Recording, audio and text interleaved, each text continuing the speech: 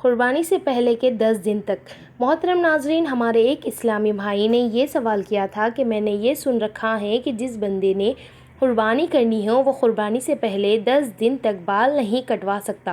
اس بارے میں وضاحت کر دیں۔ اور مزید انہوں نے یہ بھی کہا کہ میں ایک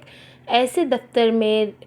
نوکری کرتا ہوں، ملازمت کر رہا ہوں، اور مجھے ہر روز تازہ شیو بن کر اور دفتر میں جانا پڑتا ہے، کیونکہ مجھے روزانہ بہت سے کاروباری افراد سے ملاقات کرنا ہوتا ہے۔ بعض اوقات تو بیرون ملک سے آئے ہوئے کاروباری حضرات سے بھی ملنا ہوتا ہے۔ تو ایسی صورت میں میری رہنمائی کر دیں کہ کیا بحالات مجبوری اگر میں ذی الحجہ کے 10 دن تک روزانہ شیو وغیرہ کرتا رہوں گا تو یہ کیا ایسے میں میری کی ہوئی قربانی ہو جائے گی یا نہیں؟ نہایت ہی عمدہ سوال پوچھا گیا۔ آئیے اس بارے میں احادیث کی روشنی میں جاننے کی کوشش کرتے ہیں۔ ناظرین محترم، قربانی کرنا دین اسلام کا ایک اہم رکن ہے، اور یہ جدہ الانبیاء جناب حضرت ابراہیم علیہ السلام ایک ایسی سنت ہے جو اللہ رب العالمین کو اس قدر پسند آئی کہ اللہ رب العالمین نے اس سنت کو قیامت تک کے لیے صحابہ استطاعت مسلمانوں پر واجب کر دیا۔ جس طرح اسلام کے ہر ایک رکن مثلا نماز، روزہ، حج وغیرہ کے آداب ہوتے ہیں، اسی طرح قربانی کے بھی چند آداب ہیں، اور یہ آداب آج کی اس ویڈیو میں بیان کیے جائیں گے، اور خاص طور پر بیان کیا جائے گا کہ قربانی سے پہلے 10 دن بال نہ کاٹنے کے حوالے سے کون کون سے احکامات کو ملحوظ خاطر رکھنے کی ضرورت ہے اور کن احکامات میں رعایت برتی جا سکتی ہے۔ ناظرین محترم، حضرت سلمہ رضی اللہ تعالیٰ عنہا بیان فرماتی ہیں کہ نبی کریم صلی اللہ علیہ وسلم نے فرمایا، جس کے پاس کوئی جانور ہو اور وہ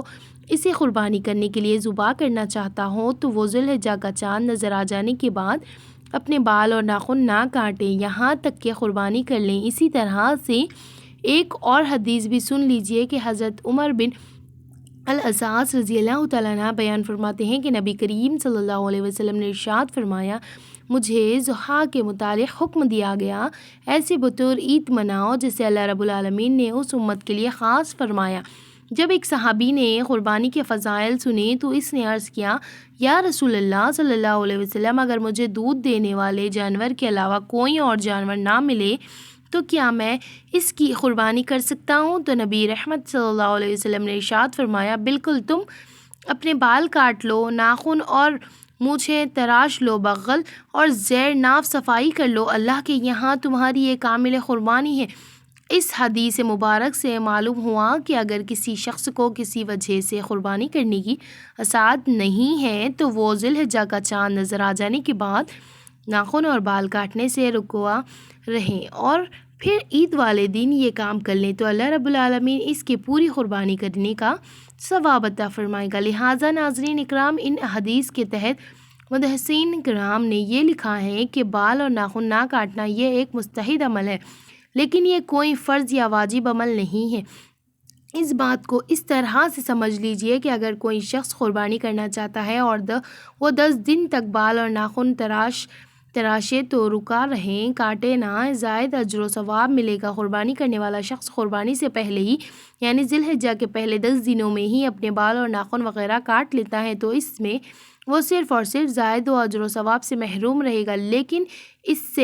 اس پر کچھ بھی گناہ نہیں ہوگا، اور نہ ہی اسی طرح بال اور ناخن کاٹ لینے سے اس کی قربانی بھی کوئی فرق پڑتا ہے۔ اسے قربانی کرنے کا پورا اجر و ثواب ملتا ہے، اور رب العالمین اسے کی قربانی کو بھی دوسرے تمام مسلمانوں کی قربانی کے برابر درجہ قبولیت عطا فرماتا ہے۔ لہٰذا اگر کوئی شخص صرف اس بنا پر قربانی نہیں کرتا کہ 10 دن تک اپنے بال اور ناخن کاٹے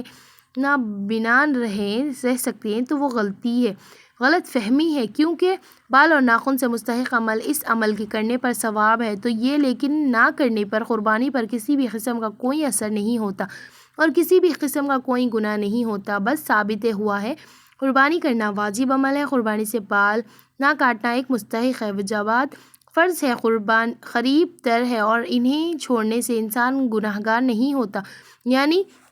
گناہگار ہوتا ہے۔ اشیت میں بال وجوہات ہیں، اس پر واجب چھوڑنے کا گناہ آئے گا، لیکن بال نہ تراشنا اور ایک مستحب عمل کرے گا۔ تو ثواب ہے، نہ کریں گا تو گناہ گار نہیں ہے۔ جو لوگ قربانی سے پہلے 10 دن تک بال نہیں کاٹتے تو انہیں اس سے الگ سے ثواب ملتا ہے، لیکن یہاں سے بات واضح ہے کہ موئے زیر ناف و بغل و ناخن 40 دن کے اندر کاٹنا ضروری ہے۔ 40 دن سے زائد بڑھنا مکروہ تحریمی جائزہ و گناہ گار ہے، لہٰذا کئی دن تک ناخن یا موئے زیر ناف بغل سے کاٹے ہوئے ہوں۔ قربانی تک نہ کاٹنے سے 40 دن سے زائد کا عرصہ ہو جائے تو اب وہ اس مستحق پر عمل نہیں کر سکتا۔ مثلاً کوئی ذو الحجہ کا چاند دیکھنے سے پہلے ہی اپنے زیر ناف اور بال کاٹ دیں، 1 ماہ یا اس سے زائد دن ہو چکے ہوں تو وہ ذو الحجہ کے مزید 10 دن نہ کاٹے گا تو اس طرح سے اسی 40 دن سے اوپر ہو جائیں گے اور وہ 10 دن پہ والے مستحق عمل کے ثواب سے محروم ہی رہ جائے گا۔ چنانچہ صحیح مسلم میں حضرت امام سلمہ رضی اللہ تعالیٰ عنہ سے مروی ہے کہ رسول اللہ صلی اللہ علیہ وسلم نے ارشاد فرمایا، جس کے پاس قربانی کے لیے جانور ہو تو وہ جب ذی الحجہ کے چاند طلوع ہو جائیں وہ اپنے بالوں اور ناخنوں سے کچھ بھی نہ کاٹے حتیٰ کہ قربانی کر لے۔ صحیح مسلم یونہی جامعہ ترمذی میں آپ علیہ السلام نے ارشاد فرمایا، جو ذی الحجہ کا چاند دیکھنے اور قربانی کا ارادہ رکھتا ہو تو وہ اپنے بال اور ناخن نہ کاٹے۔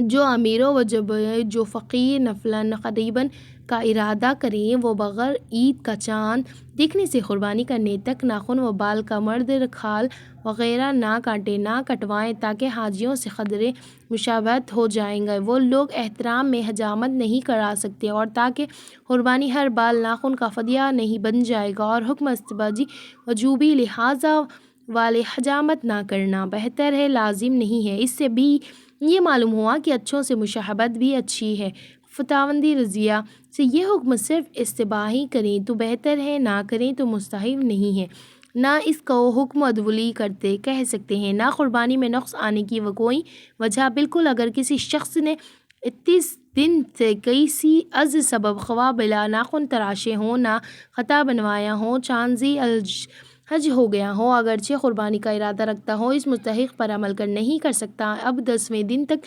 رکھے ناخن و خطائے بنائے ہوئے 41 دن ہو جائیں گے، 40 دن سے زیادہ نہ بنوانا گناہ ہے، مستحب کے لیے گناہ نہیں کر سکتا۔ رضویہ 2 جو شخص قربانی کر سکے گا اگر وہ کسی بھی عشرے یعنی ذی الحجہ سے پہلے 10 دن ایام میں بال اور ناخن کاٹنے سے رکا، پھر بعد نماز عید الحجامت وغیرہ کروا لے تو قربانی کا ثواب پائے گا۔ سنو ابو داؤد و نسائی میں حضرت عبداللہ بن عمر بن عاص